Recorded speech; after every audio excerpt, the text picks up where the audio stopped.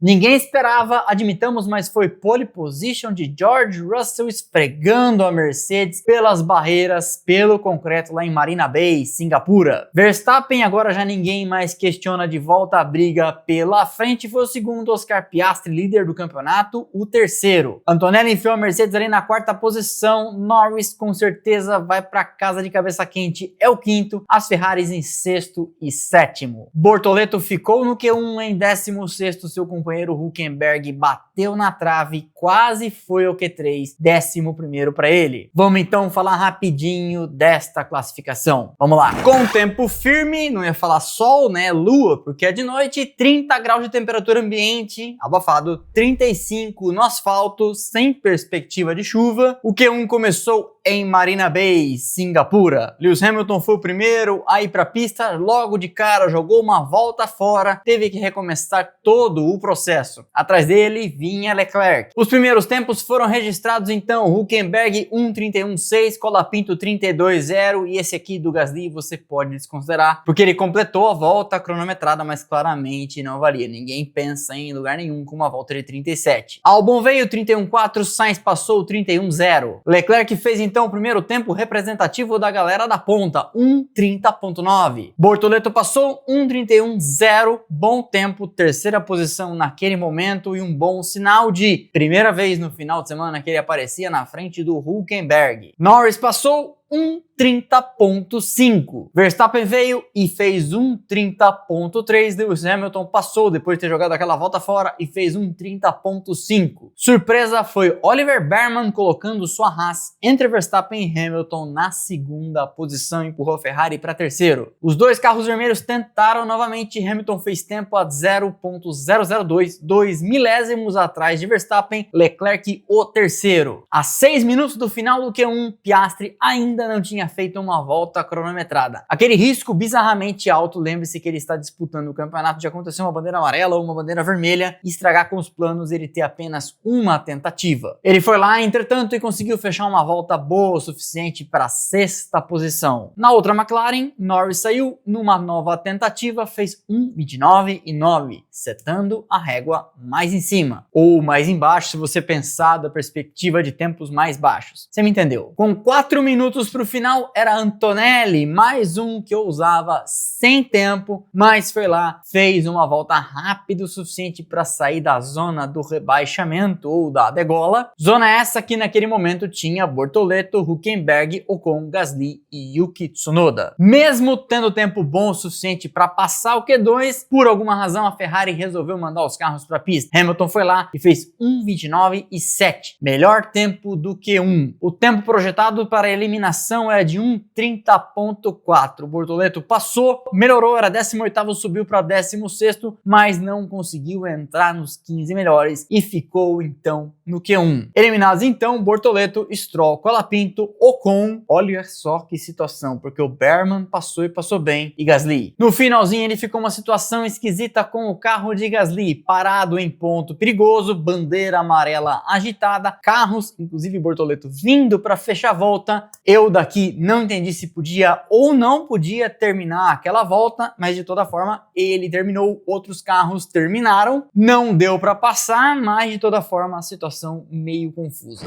Ontem, depois que eu gravei o vídeo falando de treino livre 1, treino livre 2, notícias e etc, chegou esta caixa, cujo conteúdo eu vou mostrar para vocês agora, enviada pela Fórmula Collection, também para o sorteio deste domingo. McLaren de 2023, aquela pintura especial de Silverstone. Esse aqui é o carro do Oscar Piastri, número 81. Mercedes de 2023 também, né? Essa pintura inteiramente preta, número 63, de George Russell. Capacete número 27 da Renault, usado por Nico Hülkenberg. Capacete bonito, hein? Ferrari de 1964, na pintura da North American Racing Team. Você já deve saber dessa história. A Ferrari que correu de azul, campeonato mundial com John Surtees. Um kit que ele mandou aqui muito interessante de Nano Hollywood Rides. O DeLorean de Volta para o Futuro. E, meu, isso aqui é muito legal. O RB, que ano que é esse carro? Red Bull, não fala o modelo. RB20. Red Bull RB20, os dois carrinhos da a dupla. Sérgio Pérez, Max Verstappen, Sérgio Pérez, a dupla do ano passado. Esses brindes, como os da ReHap, que estão ali atrás, são fornecidos pela nossa outra parceira, Fórmula Collection. Vou deixar o QR Code pro Instagram da Fórmula Collection aqui, corre lá para conferir. Um abraço pro Diego, também nosso parceiro de longa data, e vou deixar o link da Fórmula Collection e da ReHap aqui embaixo, fixo no primeiro comentário e também na descrição desse vídeo. Para botar a mão nisso tudo é fácil, basta ser membro do canal. Torne-se membro pelo botão aderir ou seja membro, o link lá embaixo também na descrição. Escolha um dos 4 planos: Gene Haas, Paddock Pass, Stefano Domenicali e Lawrence Stroll. Torne-se membro apoiador desse canal e em troca receba esses benefícios e outros como vídeos exclusivos para assinante, ver os vídeos em Premiere e ter prioridade de resposta nas lives. É nossa forma de retribuir o apoio de mais de 1000 assinantes que temos por aqui todos os meses. Fechado, merchan feito, seguimos, vamos falar do Q2.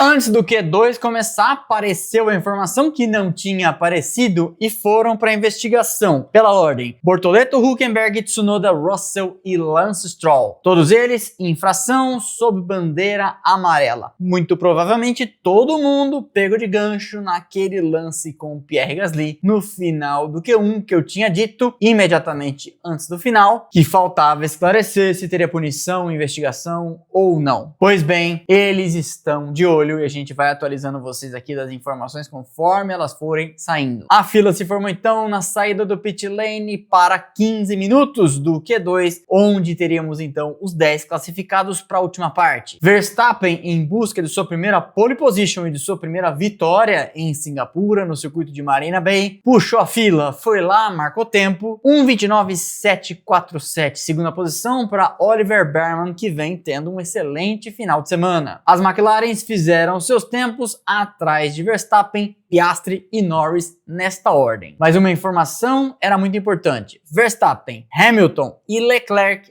teve uma volta ruim, saíram para a pista com pneus novos, as McLarens não. E uma reflexão importante aqui: tudo que Verstappen, e a essa altura todos nós, porque não tem como não torcer para o Verstappen nesse ano para que o campeonato dê uma pimentada. Retomando então, tudo que o Verstappen precisa, e nós também, é que Mercedes e Ferrari entrem nessa briga ali no top 6, melem, desandem a maionese, baguncem a receita da McLaren. Verstappen, ficou evidente com a evolução da Red Bull nas últimas corridas, voltou a ser um desafiante constante por vitórias. Sim, o carro melhorou, não é o Espírito Santo nem Nossa Senhora, a prova disso é o desempenho do Tsunoda. Não adianta, pode se rasgar de reclamar aí, é a mais pura verdade, aqui a gente trabalha com fatos. E estando de volta na briga por vitórias, a partir dele, ele se garante na frente, tem então que torcer para alguém entrar no meio da briga, porque entrando no meio da briga, pode eventualmente chegar na frente de uma das McLarens, pode eventualmente chegar na frente das duas, e aí vence, os outros dois fazem quarto e quinto, por exemplo, desconta um monte de pontos, pode voltar para a briga no campeonato, porque neste momento, antes do Grande Prêmio de Singapura acontecer, ele está a 69 da ponta. E para mostrar que essa reflexão era válida, foram lá as duas Mercedes com Russell e Antonelli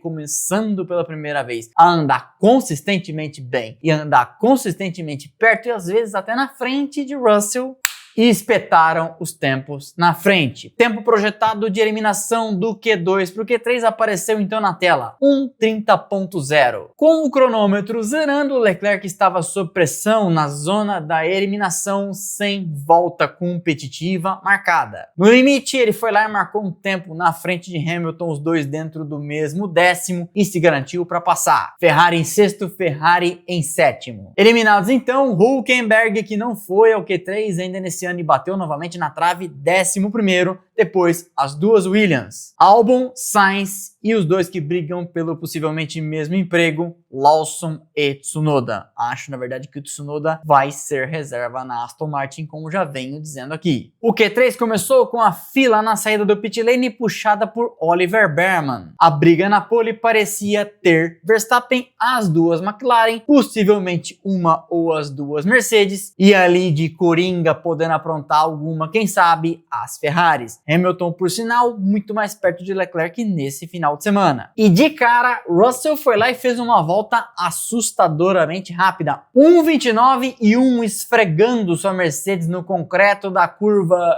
como que a gente pode chamar isso de maneira elegante, da discórdia em 2008. Russell tinha 1,29 e 1,65, Antonelli 1,29 e 5. Faltava, evidentemente, o resto, e o resto não era pouca coisa. Duas McLarens, Verstappen, enfim, nada garantido para Russell. Será? Porque Norris veio fazendo sua volta e no primeiro setor já estava tomando 0,394 da ponta.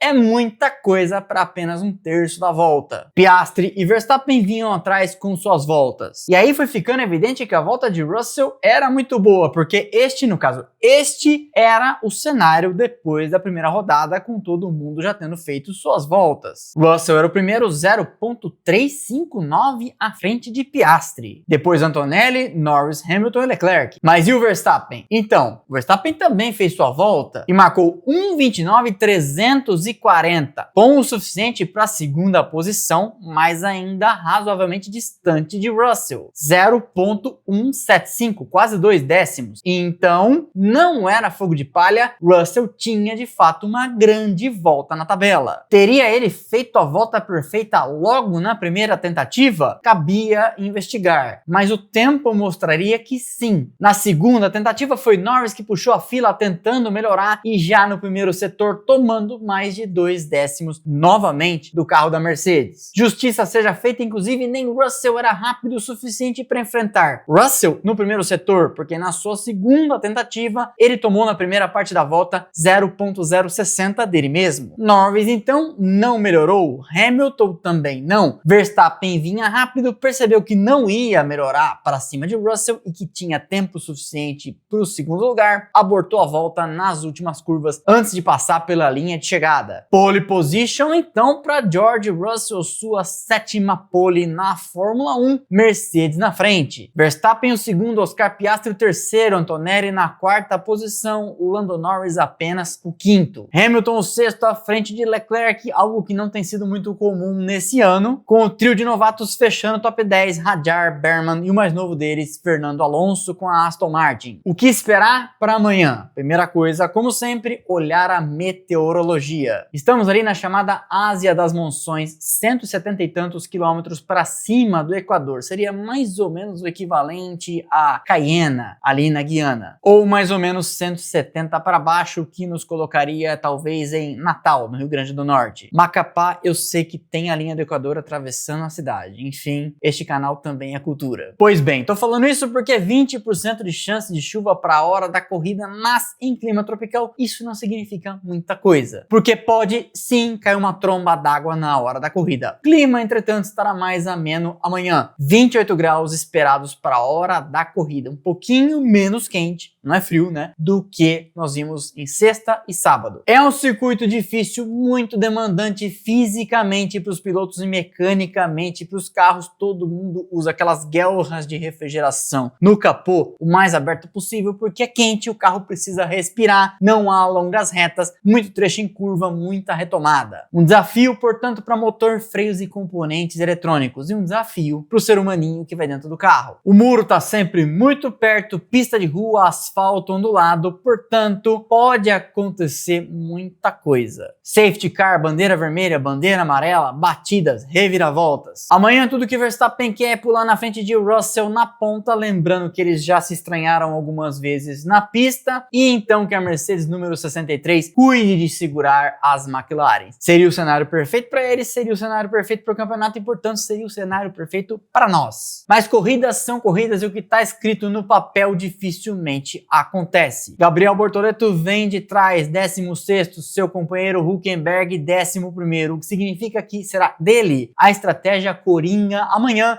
esperando que um safety car caia do céu. A prova é longa, pode se tornar uma corrida de sobrevivência, portanto fica longe de problemas na largada, fica longe dos muros sem bater. Para todo mundo e para ele, Bortoleto, é uma excelente pedida. Quem chega no final acaba sendo premiado. Ficou evidente que Haas e Racing Bulls estão com um carro mais adaptado à pista, mas, como acabei de dizer, o que está no papel não significa muita coisa numa pista assim. A largada amanhã às 9 horas da manhã, 15 15 para as 9 eu encontro vocês aqui ao vivo em segunda tela na nossa live outro canal. Se assiste lá, escuta a gente aqui, Matheus Furlan na narração e o Rodrigo Ademi nos comentários, e de lá, direto do front, Juliane Serrazoli. Inclusive, uma notícia de última hora é que a Band terá sim nesse final de semana a presença de Mariana Becker, os problemas teriam sido resolvidos. Não se sabe, entretanto, como fica a questão para o resto do campeonato, as últimas provas. Essa é a passada de régua na classificação do Grande Prêmio de Singapura. Deixa o like que é de graça, não custa nada e ajuda demais o canal. Quebra essa pra mim, quebra essa pra nós. É assim que faz, super fácil. Se tá vendo a gente na televisão, 2 toques pra cima no controle remoto, dá um ok lá, consegue dar o like também. Pra gente, 50 e tantos % já nos vem pela televisão. Falando em televisão, amanhã eu apareço no programa Ligados na Tomada da Jovem Pan News com o queridíssimo Alex Ruff. Vamos falar de Fórmula 1, contar histórias e etc. Na segunda, 2 da tarde, no Band Sports Televisão e também na internet, programa do meu querido amigo Ale Spitzer, no Grid de Largada. Também na segunda-feira estreia meu programa com o Reginaldo Leme, Splashes no Automotor, propagandearei aqui quando sair o link. Mas pode conferir o Instagram e o YouTube Automotor por Reginaldo Leme. E veja a maratona, na terça, 11h30 da manhã, gravo e acho que vai ao ar ao vivo o programa no Motorsport. Obviamente falando também do final de semana da Fórmula 1 que está acontecendo e lá no futuro já terá acontecido. Eu vejo vocês aqui, então amanhã, 15 para as 9 da manhã, para o outro canal, nossa transmissão alternativa, e volto no ar às 18 horas comentando com vocês na nossa live pós-corrida, tudo que aconteceu dentro e fora da pista, respondendo suas perguntas, seus superchats, sorteando nossos brindes dos parceiros Fórmula Collection e ReHap, para nosso programa já de fim de domingo tradicional, conversando aqui em live. Beleza? Então é isso, ótima tarde de sábado para vocês, temos nossos canais de notificação, Instagram, Telegram e WhatsApp, e nossas redes sociais, Instagram, Twitter, Thread, TikTok, estão passando aqui embaixo os arrobas, o link também está lá embaixo na descrição. Valeu e aquele abraço!